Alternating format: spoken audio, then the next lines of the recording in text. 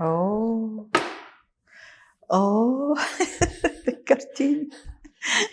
شنو علاقتك بالشطرنج؟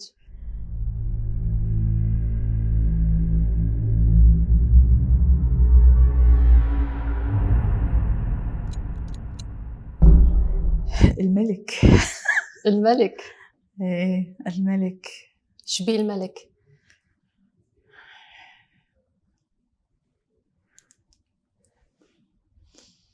ما أقول ما أقول ما عندي حظ، لا حظي كلش حلو الدنيا.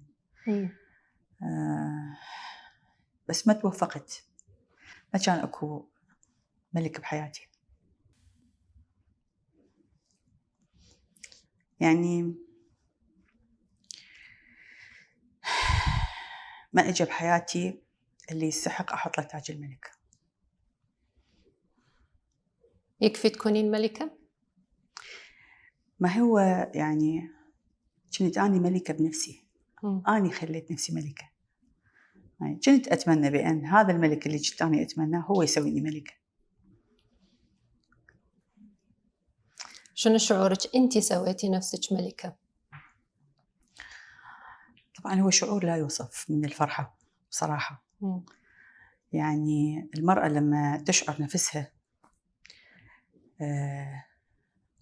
مسؤولة عن نفسها وتحاول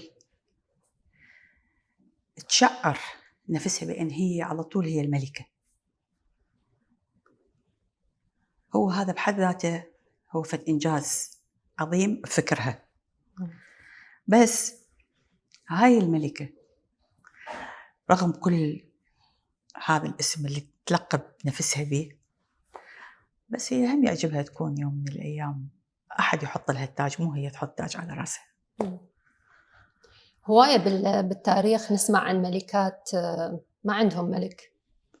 صحيح. وعادلات وناجحات. أكيد. وشعبهم يحبهم. أكيد أكيد. هو إحنا يعني متسلسلين من هذا التاريخ.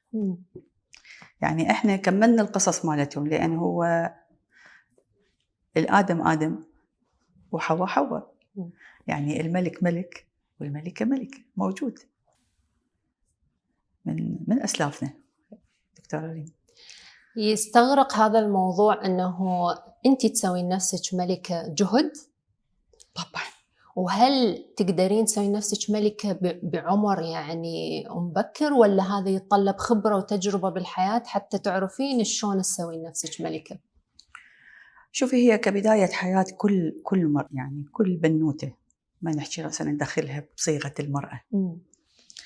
لما تبدي حياتها من الصفر وتبدي تبلش، هي تبلش حتى تبدي تثبت وجودها بالمجتمع، حتى توصل إلى مرحلة تقدر تشبع عين الملك اللي هي راسمته بحياتها. بس اللي اكتشفته من خلال مسيرة الحياة اللي أنا خضتها ومن تجاربي طبعاً، المرأة لما تكون مسؤولة عن كيانها وتريد هي يعني هي تشعر نفسها هي ملكة، وهي اللي تنصب نفسها وتحط التاج على رأسها، أنا أشوفها لا، غلط من المرأة. لازم تنطي مجال للرجل حتى تستشعر ملك. مو يمكن المعايير اللي دا تحطها البنية الآن عالية جدا إلى أن تخلي هذا الرجل يصير ملك في حياتها؟ ممكن يلعب هذا دور في غياب الملك في حياة الملكة؟ يعني القصد شنو المعايير؟ يعني تريد كامل يعني يهتم بي ويصرف علي ويتفهمني وينطيني حريتي وخوش أب يعني هواية تفاصيل، وكأنه صار يعني تريده مثالي يعني التوقعات عالية، وكأنه لا يوجد نموذج الآن راح يسكر كل هذه التشيك بوكسز. دكتورة ريم، هو ماكو شيء كامل والكمال لله.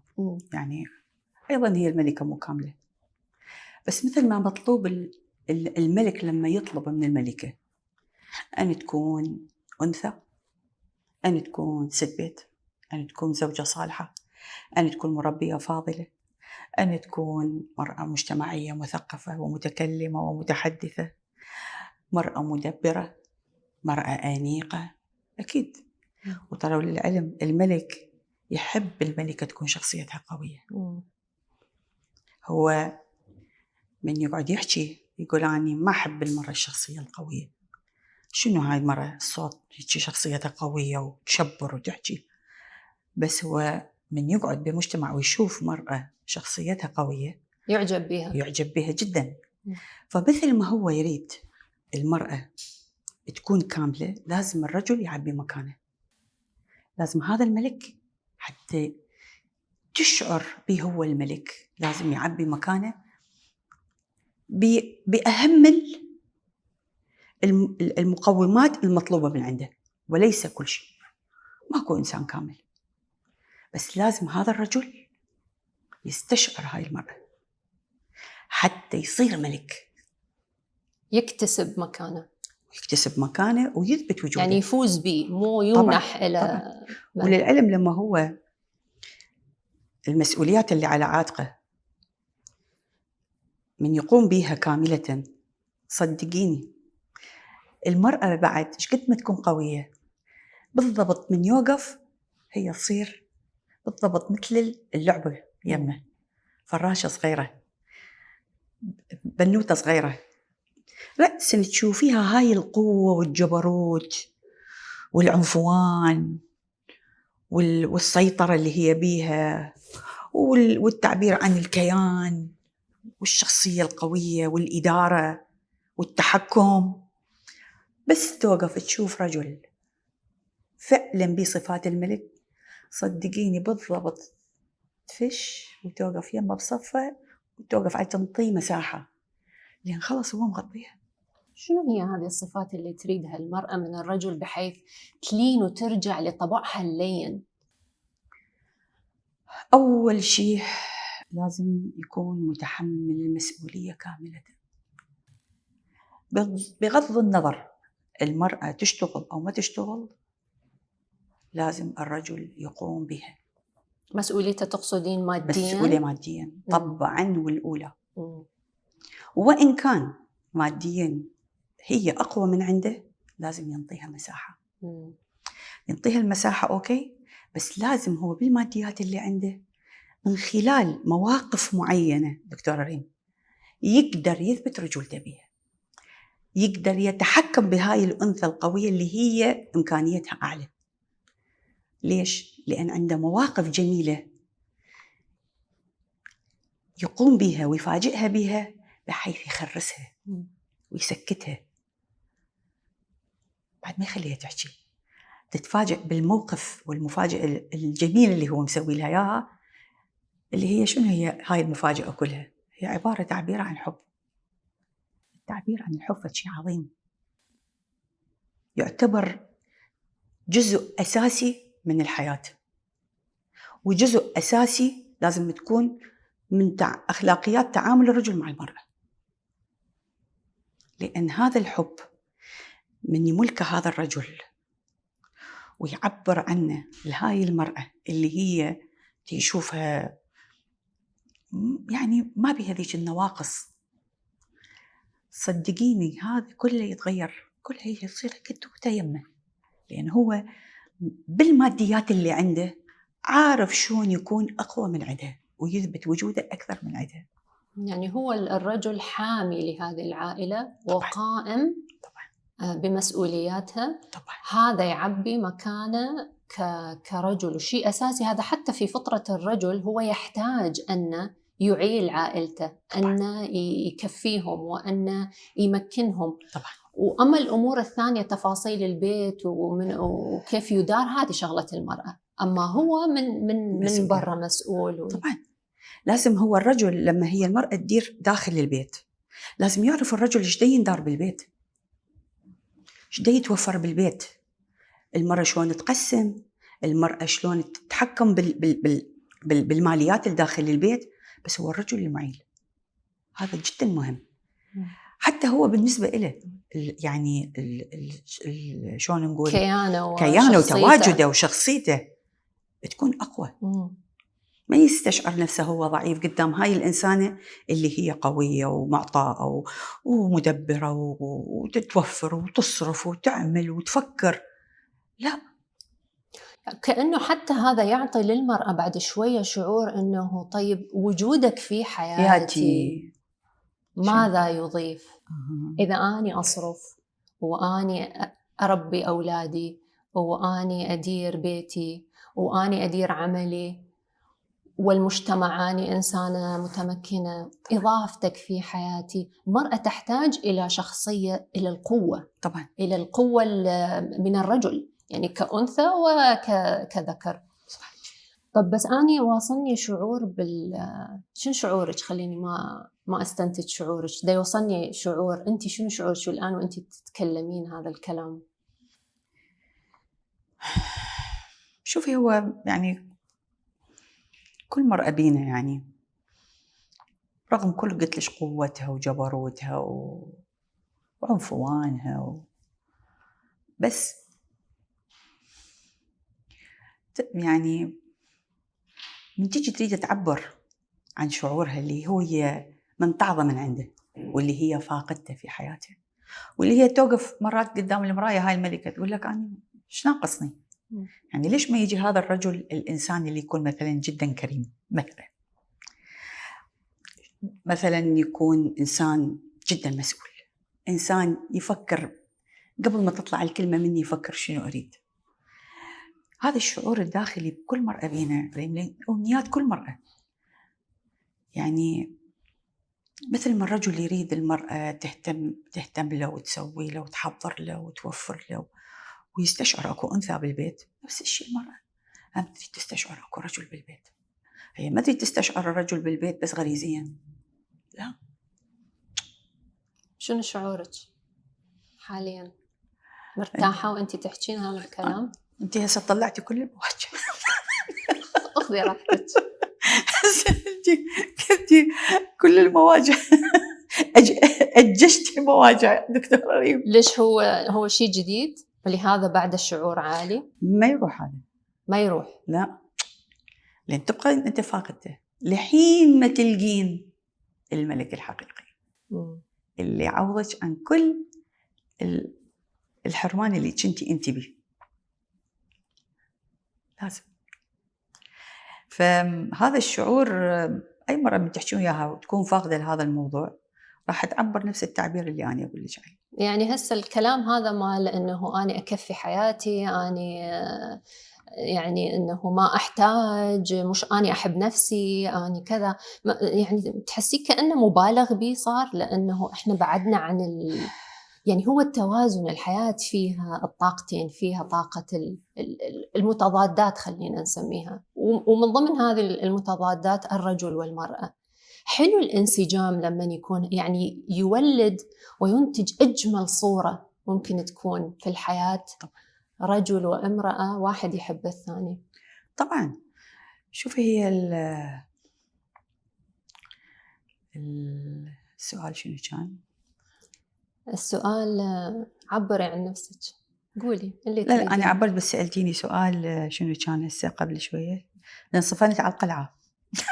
شو بيها القلعة؟ شو تنطيش إيحاء؟ القلعة الحصينة هاي شو تنطيش إيحاء؟ ما هي المشكلة القلعة هي إيش قد ما تكون قوية وحصينة اللي هي المرأة، يعني هي قلعة البيت. أي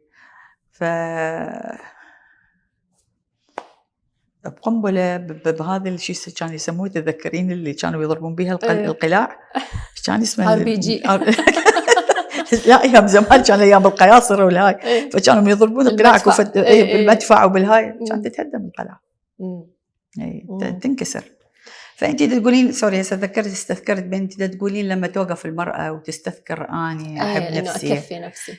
شوفي هذه كل الكلمات هي لتقويه الذات فقط، تصبير يعني تصبيره. ليش؟ لان اذا ما راح تصبر نفسها راح تبدي تظل اختياراتها غلط. ليش؟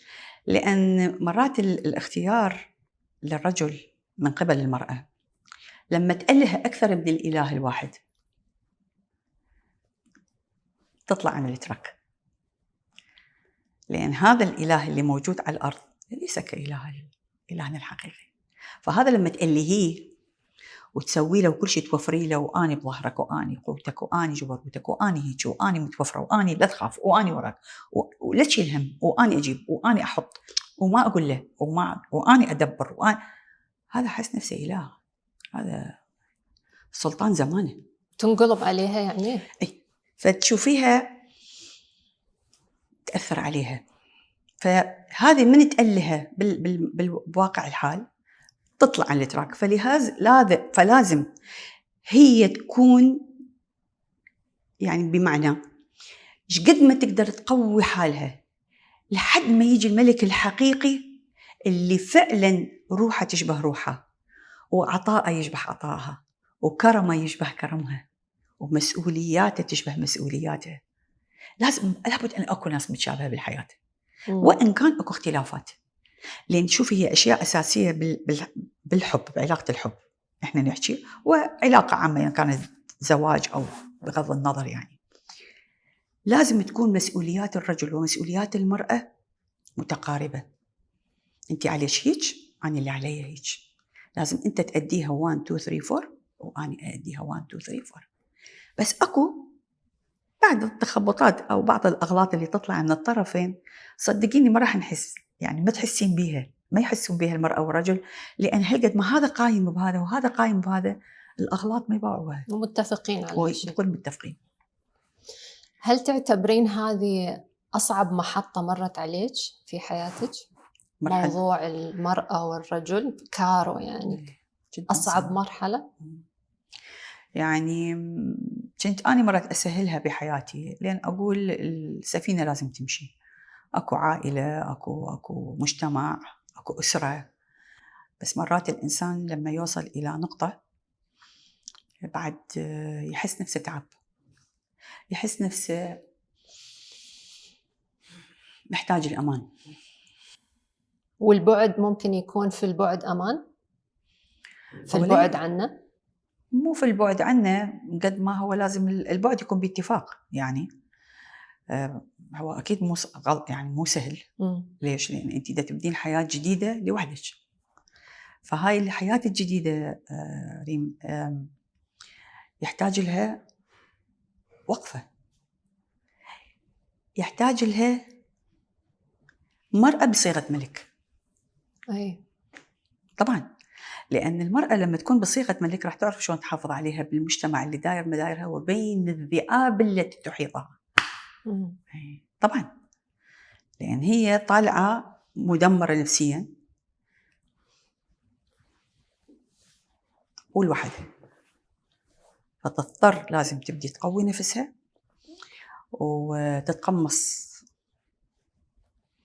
شخصية شلون نقول، تتقمص شخصية وحركات، مو حركات الرجل وتصرفاته، يعني مثلا تسترجل لا كقوة، يعني بس كقوة الرأي بالضبط. تبدي تتقمص القوة الرجل في سبيل تقدر تحافظ على نفسها بهذا المجتمع، خاصة مجتمعنا الشرقي. يعني شلون تقدر تستمر؟ يعني شنو الحافز؟ يعني شلون يوميا راح تقعد وعندها الحافز أنها تستمر في هذا الطريق، في هذا الدرب، تكون قوية وتكمل؟ منين نجيب إحنا هذا الحافز اللي يخلينا نستمر متوازنين على قدر الإمكان إلى أن يشاء الله، يعني وتظهر مرحلة أخرى ثانية؟ الحافز هذا موجود عندك أنت بحياتك وأنت وياه، لأن هو منطيك الحافز، منطيك المجال. أنت لو ما موجود، يعني هسه كارو الآن يوميا تقعد الصبح، شنو الحافز إنه يخليك تقعدين الصبح وتريدين تعيشين هذا اليوم؟ الحافز أولا نفسي. إنسانة تعبت على حالي، جاهدت، كافحت، طمحت، كان عندي أهداف، عندي شغف بهواية مشاريع بالحياة اللي نفذتها وفشلت بيها، واللي نفذتها ونجحت بيها واستثمرت من خلالها هواية. هذا كله حافز عندي.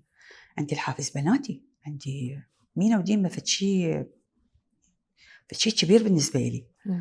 فهذول هم الحافز همين الأكبر بحياتي، بأن لازم أكمل هذا الطريق اللي أنا طلعت من عنده، وأكون بنفس مكانتي اللي كنت أنا بيها، وبالأكثر أزيد حتى أثبت وجودي. لأن أنا راح أثبت للمجتمع ليس إلا من كنت تحضر رجل أني هيك كنت ناجحة، وأني كنت هيك قائدة، وأني هيك كنت قدوة لكل شيء. لا، أني انفصلت وما زلت أني قائدة وقدوة وإنسانة طموحة وشغوفة ومكملة طريقي. الحافز موجود، ما راح نهائيا ما دام إحنا اللي خالقين بداخلنا دكتورة ريم. بس ما راح أقول ليش تيجي أيام يعني أحبط أو أشعر بالإحباط أو أشعر بالتعب، أحتاج على كتف من أتكى عليه. بس من أشوف اللي دا أفكر هذا اللي راح أتكى عليه، هل هو هذه المواصفات اللي أني مفتقدتها كنت بحياتي؟ أرجع أقوي حالي وأعدل هندامي وأخذ نفسي وأطلع وأكمل طريقي ومشواري. وأني مو بس يعني شوف الحافز همينة صح، نفسي وبناتي والدتي صديقاتي اللي باعوا انكاروا بعين كبيرة، أصدقائي اللي باعوا انكاروا نموذج حلو من النساء العربيات العراقيات العربيات، المتابعين مالي، متابعاتي، هذول أني كلهم هم هذول الحافز مالتي. فأكمل طريقي، ما توقف الحياة، وإن فشلت أوقف مرة ثانية. يعني معنى الفشل هم شوية مختلف عليه. ما معنى الفشل؟ هل إنه لابد الاستمرار في العلاقة حتى أحكم عليها إنها ناجحة؟ بعض الأحيان قطع العلاقة يمكن يعتبر أكبر نجاح. يعني ما هي هاي ما يفهم المجتمع دكتورة. أي يعني هو المجتمع قاسي على قاسي، بس أيضا نحتاج أنه نوجد نقطة اللي ما أفقد ذاتي فيها وسط حكم المجتمع، وأبقى أني أقدر أشوف نفسي بالمراية وأني أحترم نفسي وأقدر نفسي، لأنه نوصل مرحلة من المراحل بعد لا ينفع. صح. لا ينفع الاستمرار. صح. ويمكن الاستمرار، وأني هواية أشوف زواجات طلاق صامت، طلاق صامت، مع أنهم متزوجين على صحيح. الورق أمام الناس أكو زواج، لكن بيناتهم طلاق. بس دمار، هذا دمار النفسية. تموت الروح. طبعا الروح تموت في داخل الإنسان. يم الرجل ما تموت، يم الملك ما تموت. لا، لأنه مكمل طريقة، المجتمع مشجعه، المجتمع يشجعه، ما راح يقول له أنت إذا غلطت أنت أو اختاريت غيرها وأنت على ذمتك أنت غلط. لا، بس هي لو اختارت وفكرت دورت النقص اللي هو كان عندها، راح يقولون عليها أنت زانية وأنت دا تمشين بمسيرة خطأ. زين، لا هي اللي هي تتطلق حتى تقدر تأخذ حريتها وتكسب حريتها وتعيش وتختار من بعده حالها كحال أي بشر مثل ما هو يختار، ولا هي اللي باقية وياه وروحها مدمرة من جوا. ليش؟ هاي مو بشر، مو إنسان، هاي ما تحتاج لها إنسان يداريها ويدللها ويسمعها الكلمة الحلوة، تذبل هاي. والعلمك هاي دكتورة ريم، هذه القصص اللي أسمعها ومن خلال مشاريع، تعرفين يعني مشاريع نسوية، فهذه عندي قصص أنا هواي تعلمت من هاي القصص أكثر من ما أقرأ، لأن كل واحدة عندها قصة.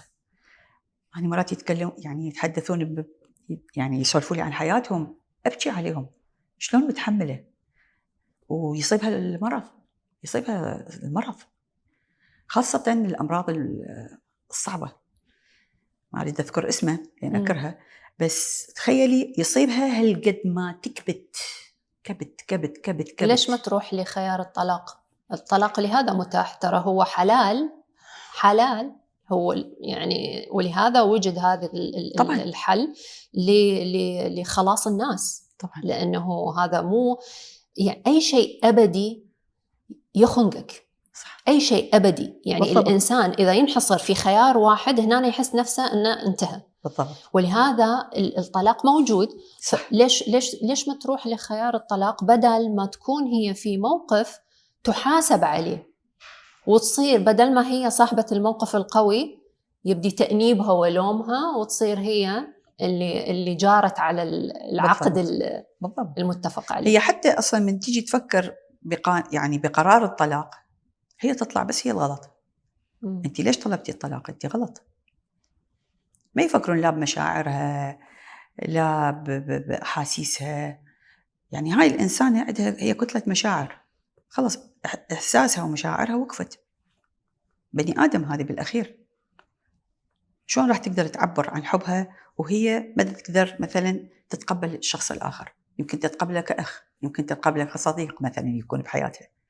وياما علاقات نجحت من بعد الطلاق وصاروا أصدقاء، وعلاقات أنجح من ما كانوا هم أزواج. بس إحنا مجتمعنا الشرقي ومع الأسف بهذه النقطة جدا متخلف. أعتقد أيضا مسألة الاستقلالية المادية للمرأة الهدور. هواية تلعب دور في قدرتها على اتخاذ قرار الانفصال. طبعا. يعني ولهذا يمكن يعني الأساس ابني نفسك. طبعا هذا أنا بتشجيعي من خلال مواقعي. دكتور إيمان هواية يشجع المرأة أن تكتشف ذاتها، تكتشف مواهبها، تعمل من خلال بيتها، تحاول تستكشف نفسها. ليش؟ لأن أكيد عندها موهبة معينة تقدر من خلالها تخلق لها كيان مادي مستقل يسندها بالحياة. وإن كانت تبقى على ذمة الرجل، مو شرط اللي هي مزعوجة من عنده أو مدى يوالمها أو أفكارهم مدى تتفاق يعني. بس بنفس الوقت هي حلو، هي وقاعدة بالبيت تقدر تستكشف نفسها وتسوي لها كيان مادي مستقل يفيدها للمستقبل. وهذا يضمن أيضا حريتها. طبعا. قدرتها طبعاً. أنها تختار لنفسها. طبعا طبعا طبعا. أشجع قرار أخذتيه في حياتك؟ قرار الطلاق. أشجع قرار. أشجع قرار. وشون صقل شخصية كارو بعد اتخاذ القرار؟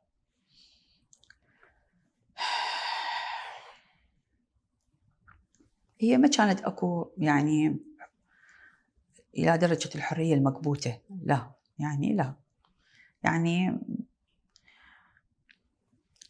كانت أكو نقاط يمكن لو أني أريد أحكيها راح يقولوا لي ليش اتطلقتي مثلا. أكو نقاط معينة يعني ما من اتخذت بها قرار الطلاق حتى أقدر أبقى محافظة على العلاقة اللي بيني وبينه. فمن بعدها ما راح أقول ليش ما تأذيت ما تألمت، أكيد لأن هذا من عشرة وذكريات،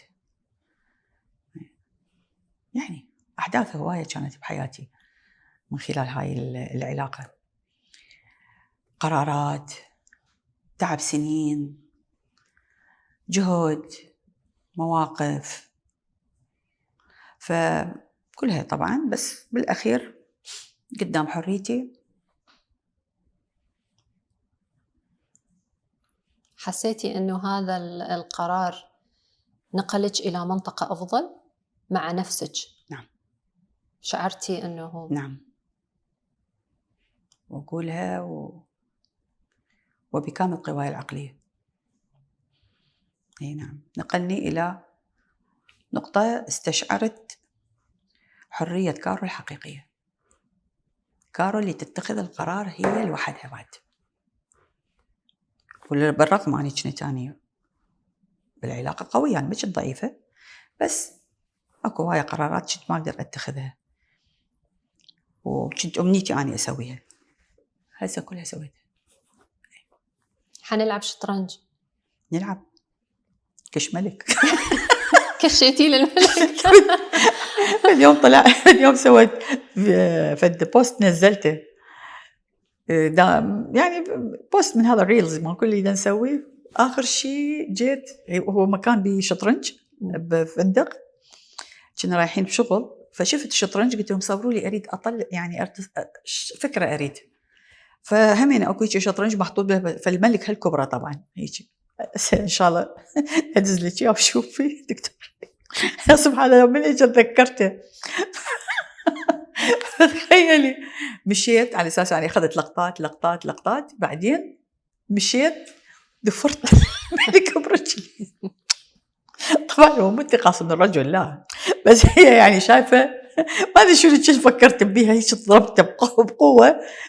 التعليقات اللي اجتني يعني اني شو اقول لك، يمكن يوم من بس اضحك. حل 6 كارو حل. زين سويتي 6 كارو يعني ذيك لا 6 كارو ليش شوفي هاي اللي سعيده واللي مرتاحه واللي شايفه ضيم. كل واحد ياخذ كل واحد ياخذ حسب مجراه، حسب مجرى حياته. هسه حنلعب شطرنج. اوكي. بس قواعدنا ما بيها فوز وخساره. حلو. بيها تعادل. حلو. حتى نحافظ على علاقتنا. حلو. جاهزه؟ جاهزه. نبدي. أريدك تختارين رمز يمثل كارو من هذه الرموز وتحطيها في مكان أنت تختاري. تقدرين تختارين من أنت الملك ها؟ الملك. طول عمري الملكة. زين. راح نستحضر وجود ناس داعمين في حياتنا وناس غير داعمين في حياتنا. اختاري رجل كان وجوده داعم ومقوي ومن تتذكريه تحسين انه اسندك. حطي في بالك، يعني مو شرط تقولي لنا من هو.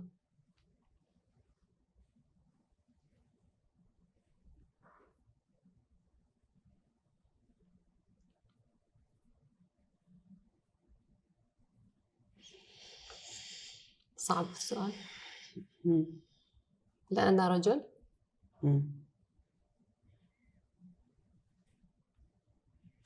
حرك. اختاري رمز له وحطيه يمك. زين. نريد امرأة داعمة مقوية من تذكريها تقولين سندتني. هذه أسرع ها؟ واضحة أكثر. طيب رجل غير داعم وجوده كان مزعج مؤذي، اختاري له رمز أيضا وحطي.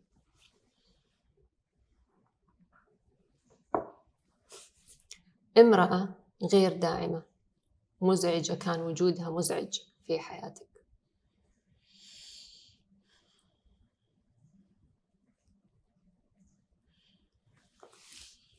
يعني ما عندي بكثرة، يعني أغلبهم يعني صديقات، بس يعني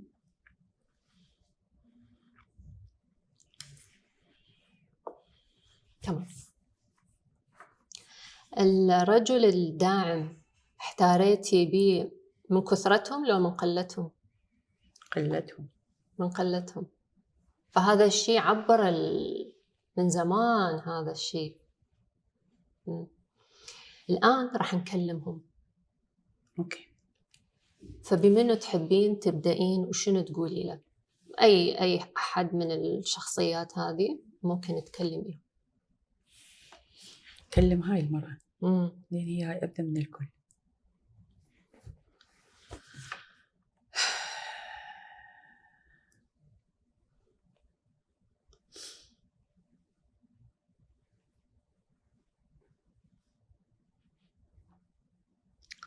هي الأب وهي الأم.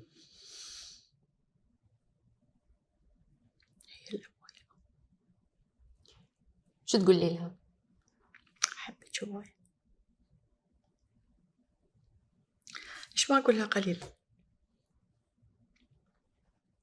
إيش ما أقول لها قليل بحقها؟ والدتك ها؟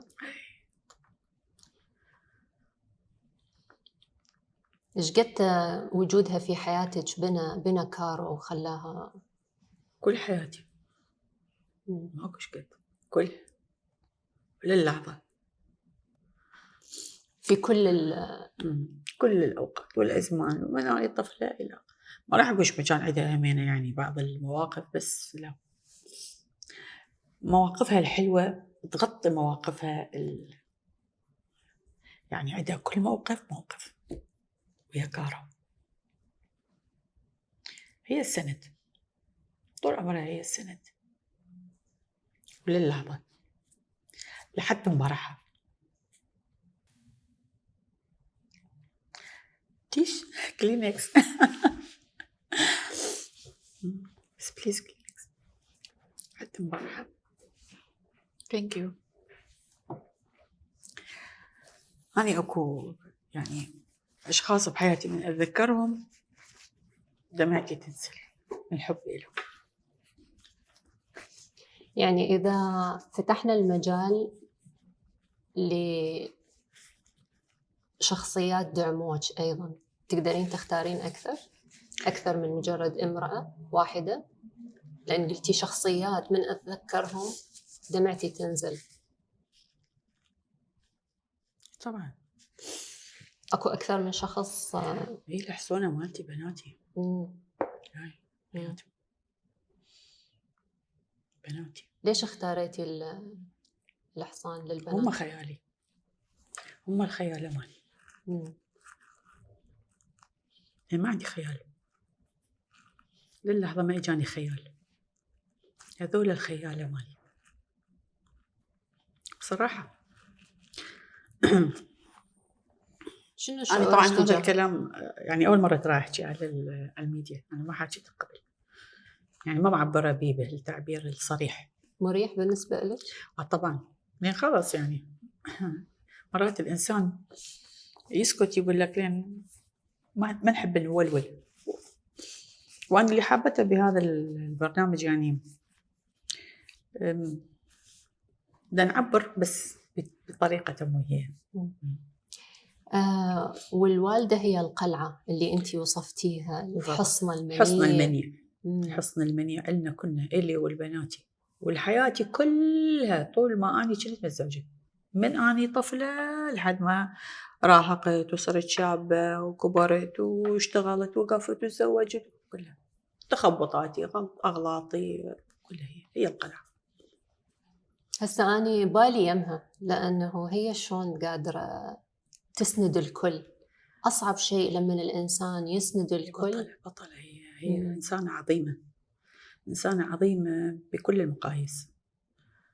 قلت لك هي يمكن أكو عندها بعض الأخطاء، يعني أنا كنت أحاسبها عليها من باب الحب، من باب الغيرة عليها، من باب تعرفين بنوتتها الوحيدة ومدللتها يعني. بس هي القلعة الحصين. تحسين صعب إنه أنت تكونين البنت الوحيدة؟ لو هذا تعتبريه مثل يعني مكسب إنه تكونين وحدك بين. ما جربت، يعني جربت من جو يمينة وديمة بالحياة. جربت مثلا بنات خالتي كانوا كلهم صديقاتي. أي أنا بالنسبة لي صداقاتي دكتورة ريم، صداقاتي تمتد لي سنين، يعني ما عندي صداقة مؤقتة. عشرة اللي عندي 30 سنة، واللي عندي 35 سنة، واللي عندي 20 سنة، واللي عندي ما عندي علاقات عشوائية ويا صديقاتي، فلهذا هم ذول خواتي. ما حسيتي بفراغ إنه أنا وحدي؟ ما كنت أحس بفراغ، لأن بنات خالتي صديقاتي محوطيني. يعني الحمد لله، بما أن بنات خالتي مثلا أكو اللي هاجرت وابتعدت عني، بس أكو صديقات عوضوا والأخوت وعوضوا البنت الخالة، كانوا وما زالوا، يعني كانوا وما زالوا نفس الصديقات ونفس الوفاء ونفس المحبة. ياهو ديما وياهو مينا؟ هاي ديما. حتباوع لك، احكي يا ديما. أحبها ديما.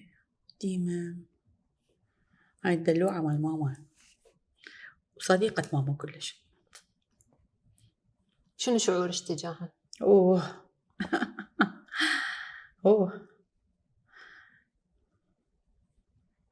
ديما الحنينة،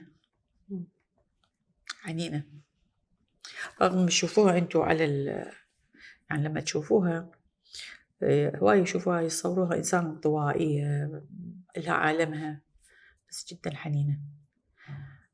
حنينة وبارة، هي صفات كلش حلوة، كريمة، حتى كريمة كلش، ماخذة يعني الكرم مالتي. نروح على مينا. روح على مين العنفوان مال كارو، هاي اللوجة مال كارو.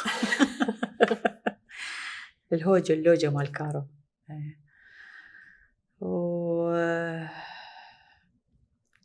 ومينا هم قريبة علي بس مينا تعرفين دخلت بالمعترك الحياة، صخب الحياة صارت بزنس وومن وكبرت، فنوعا ما وبيتها وزواجها فشوية نوعا ما ابتعدت، بس هم حنينة وهم طيوبة وهم بارة. شو توصيها؟ مينا تكون أحن أكثر. وديما شو توصيها؟ أريدها قوية أكثر. هاي عندها قوة، هاي قوية بس مو قوة هاي. كل واحدة لها إيه. هم اثنينهم تشوفيهم صفاتهم تقريبا متقاربة، بس اكو واحدة نسبتها أكثر من الأخرى بشوية، وبشوية مو بهواية، بس قليلة جدا يعني. وكل واحد ياخذ درسه حسب وضعيته بالدنيا. للعلم عندش بعد مينا، لما إذا تابعين مينا راح تشوفيها متأثرة بكارو بعد أكثر من ديما، يعني عندها يعني على طول تشوفيها من خلال كلامها، أقوالها، لما تتحدث، لما تقول، لما تحكي أكو كلمة ماما وتحكي مرات تتكلم بمواضيع هي سامعتها من طفولتها من عندي، نسخ نقلها، مزروعة بذاكرتها وبخلاياها. أكيد طفولتنا إحنا أساس تكويننا. ننتقل إلى بقاعدنا الرجل الداعم والرجل غير الداعم والمرأة غير الداعمة، ويا منو راح تحكين؟ المرأة الغير الداعمة قلت لك يعني ما كنت كلش، يعني ما عندي هاي المرأة اللي ما كانت داعمة بحياتي يعني كلش، بس اكو دخلوا بحياتي يم نقطة معينة ما دعموا. شو تقولي لها؟ مسامحتك. راحة السماح؟ ايه مسامحة، راحة جدا، ايه مسامحتها، ما أغضب ربي على مودها، ما أغضب، بالأخير هي عبدة وإنسان يخطأ بالحياة، بس بعيدة وسعيدة، يعني ما تكون قريبة عليه. يعني تنزلين مرتبة الإنسان لما يغلط بحقك. يمكن أسامحك بس ما لك علاقة بعد بحياتي، يعني مرتبتك بعيدة عني. لا، ما لا، كل البعد عني. حتى اللي أريدهم بحياتي يعني أحس مثلا ما كانوا كلش مؤذيات، تبقى المؤذية مؤذية، مسامحتها ونهائيا ماكو أي اتصال، ما أقدر يعني أتفاداها جدا، حذر. أتفاداها. اللي إلها كان نوعا ما بعض يعني تأذيت بها، تبقى بكل حب واحترام ومكانتها بين حين وحين. بقوا الرجال، يا رجال. الداعم ولا المداعم؟ ايه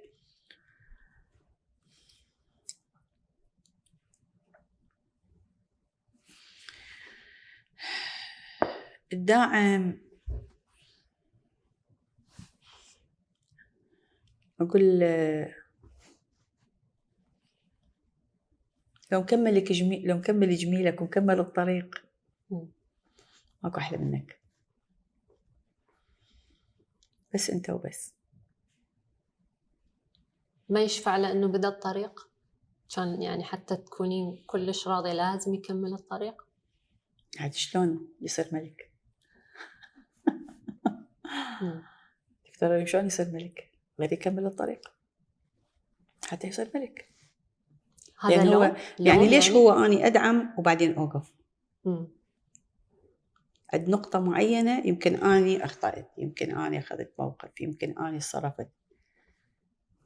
يعني أكيد أمثل في شيء حلو بحياتك بحيث لازم أو عندي مواقف حلوة بحياتك تشفع لي، فلازم أنت تستمر بدعمك لي. بالأخير أنت رجل، الرجل يختلف عن المرأة، لازم يكون هو الأقوى باتخاذ القرار. ما المفروض تكون المرأة تكون هي أخذت موقف وكانت قوية باتخاذ الموقف، لازم هو يعرف شلون يلين الموقف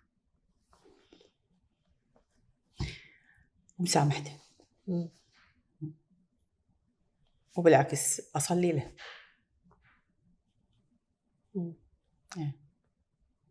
على طول أصلي له.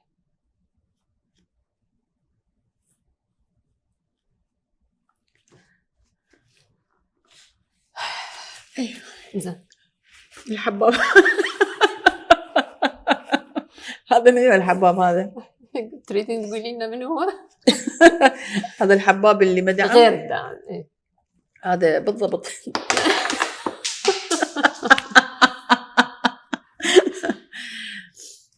ماكو بعد إنسان ما يكون بحياة كارو داعم وثابت وجوده ومعب على قولتنا مالي مكانه وفارض جناحاته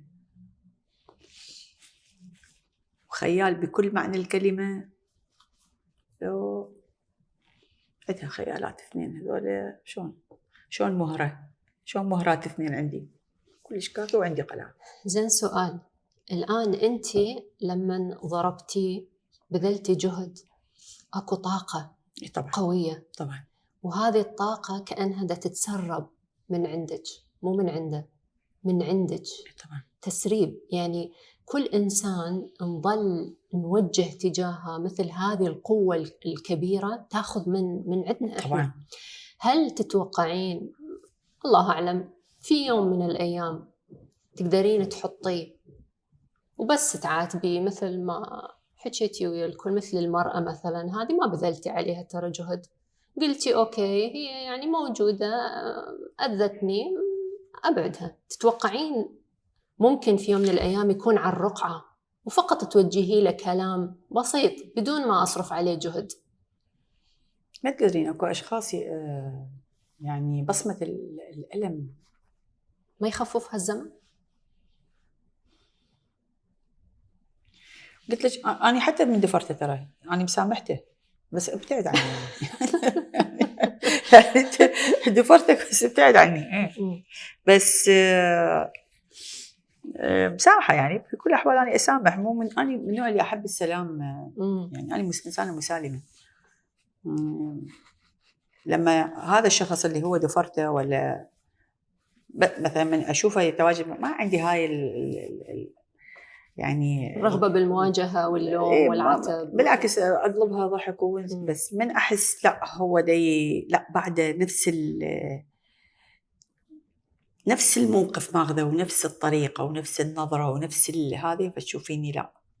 بس لاحظي أكو فرق بين إنه سلوكنا إحنا أمام الناس، كيف إحنا نعبر عن مشاعرنا، كيف نعبر عن مشاعرنا، إنه ما نريد نلوم بصوت عالي ولا نريد نواجه بصوت عالي، وبينما يدور في داخلنا رقعة الشطرنج هو شيء داخلي لا واعي. فإحنا اللي نريد نوصله أنه الشخصيات حتى اللي كانوا غير داعمين مثل هذه بالضبط لها مكان على الرقعة أكيد، لكن مكانها محدود في زاوية معينة ومجرد النظر إلها بدون صرف طاقة، لأنه أشوف أنت أولى بكل هذه الطاقة اللي ممكن تروح على أشخاص موجودين في رقعة الشطرنج، وكل واحد إلى دوره وكل واحد انطى محاضرته ودرسه واستفاديتي من عنده. شره خيره وشره صح. هذه التناقضات كلها تبني كاركتر الإنسان. يجيك أكيد. إنسان شرير يظهر، يسوي هايلايت على جزء معين في شخصيتك، صحيح. ويجي إنسان خير يظهر جانب آخر في صحيح. شخصيتك. صحيح. وتظل النفس البشرية بين النور والظلام، بين النور والظلام، تنفتح على هذه البوابات حتى توصل إلى مرحلة أقول الحمد لله أنا راضي عن علاقتي بنفسي، الحمد لله راضي عن علاقتي بربي، وسعيدة أني موجودة في هذه الحياة ودا أمر بهذه التجربة بحلوها وبمرها.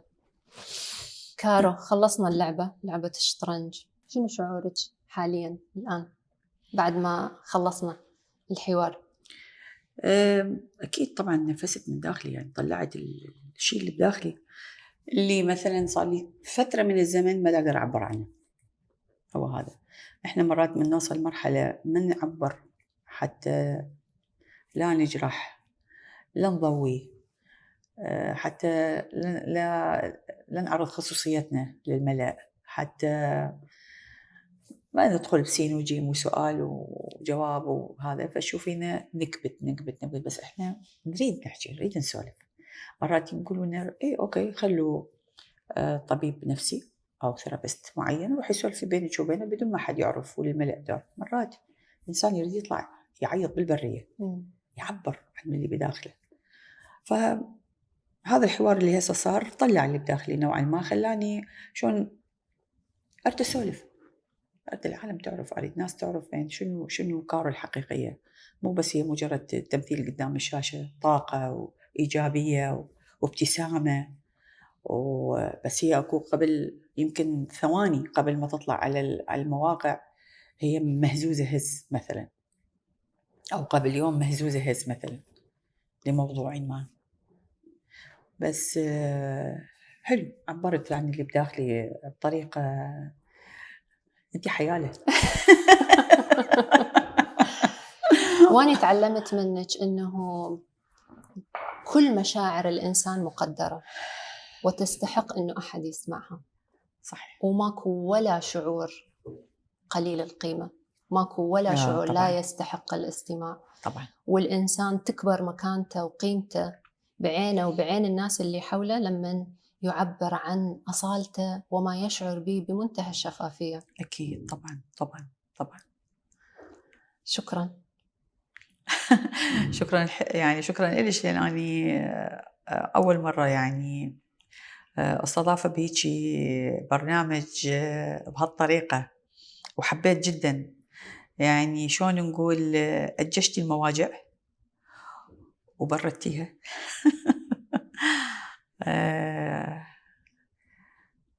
شلون نقول عالجتيني. يمكن هي ايش قد طولت تقريبا، ايش قد طول الحوار، بس خلال هاي الفترة القصيرة يعني شلون نقول عالجتي نقطة كنت أني كلش أبتعد عنها، اللي هي المواجهة قدام العالم. بطلة. ثانك يو. على قولة أصالة أحبها هاي كلش أحبها، أنا قوي وهيك صار فيني. بس أنا أقول من القوة، من اللي إحنا نمر بيه، بالعكس أني أنصح كل مرأة تمر اللي تمر من مواجهها تكبر، ومن مواجهها تقوى، ومن مواجهها تطلع مفكرة، ومن مواجهها تطلع إنسانة شغوفة بكل معنى الكلمة. فأقول لها المواجع مالتك صقليها وبلوريها واستفادي من عندها حتى تطلعين إنسان ذات قيمة بالمجتمع، تثبتين وجودك كمرأة إلك كلمتك بالمجتمع، ليش كلمتك تحترم بالمجتمع.